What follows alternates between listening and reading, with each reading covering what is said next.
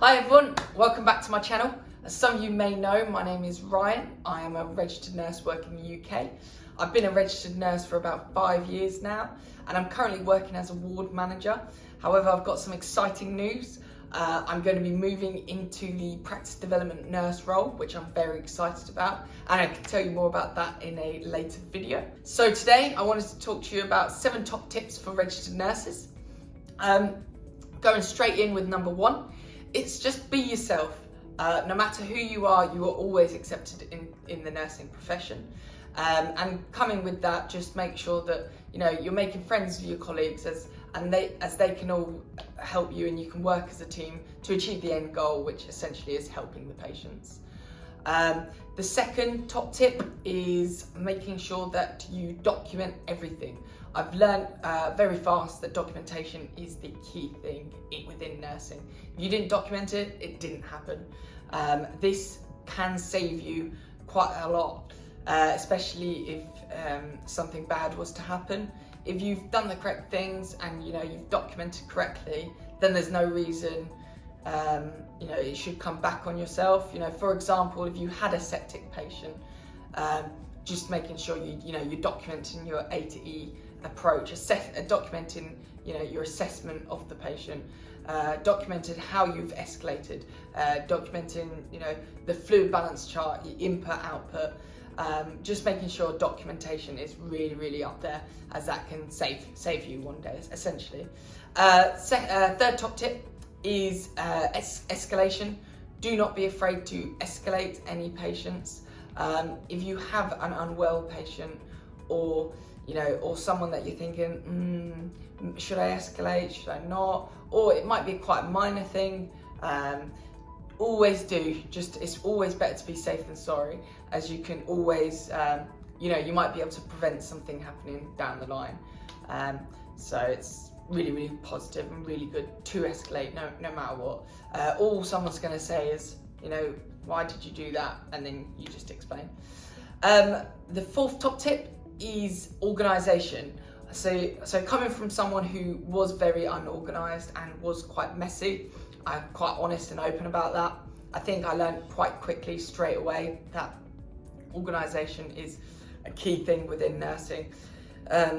For example, when I first started off in the wards, I was running around like a headless chicken, like darting from patient to patient, not really keeping track of what I'm doing, and found I was like missing a few things.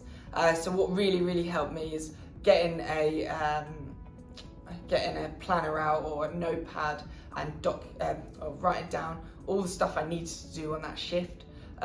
For example, it might be like the medication, it might be sorting out carers for one patient, and just ticking it off as I'm going, as that really helped me, and that can make you quite an efficient nurse, I think.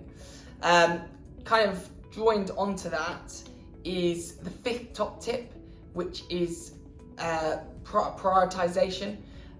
So this would be, say if you had 3 tasks, say you had a septic patient, say you had your documentation, say you had a patient complaining about their care. They're all very important, but it's making sure you're putting them in prioritization order. So obviously it goes without saying, you want to go to that septic patient to see what's happening. You want to make sure that you've done the septic 6. You want to make sure you start the fluids, escalated appropriately. You put them on antibiotics, and just making sure as that's priority, as you want to essentially save the patient, and then you can kind of do the rest in an order. But prioritization is really helpful in nursing. So the 6th top tip is work-life balance. How can you look after patients effectively if you're not well and rested yourself? So you need to make sure that you're resting between each shifts. You're taking time out for yourself, whether that's going for a run, swimming, just reading a book and chilling on the sofa, going to the beach, or if you're a bit like me, sometimes maybe playing a bit of the Xbox, but we won't talk about that too much. but it's very important because if you're helping yourself mentally, then it will help keep you stimulated and happy during the course of your shifts, and will keep you going, and it will leave room in your brain, to learn. Which that brings me on to the last kind of tip, which is do not be afraid to ask questions. There's a saying that is no silly question. No question is a silly question, and I do stand by that.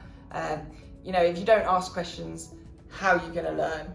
How are you going to look after the patients effectively? So I really, really would encourage you to ask any questions. And no matter what the role of the person is, say it's a consultant, I'm sure they'll be quite happy to answer any questions.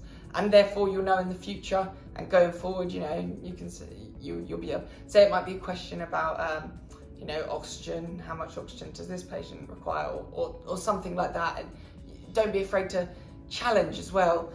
It's kind of like asking questions and challenging. If, say, one of the team hasn't done something effectively or hasn't documented this in the notes, it's always good to challenge and ask questions. Why did you do that? And then going forward, you can learn from it. I hope this helps, but please let me know if you have any more questions you want me to answer. Thank you, and if you like the video, give it a like down below. Thanks. Bye guys.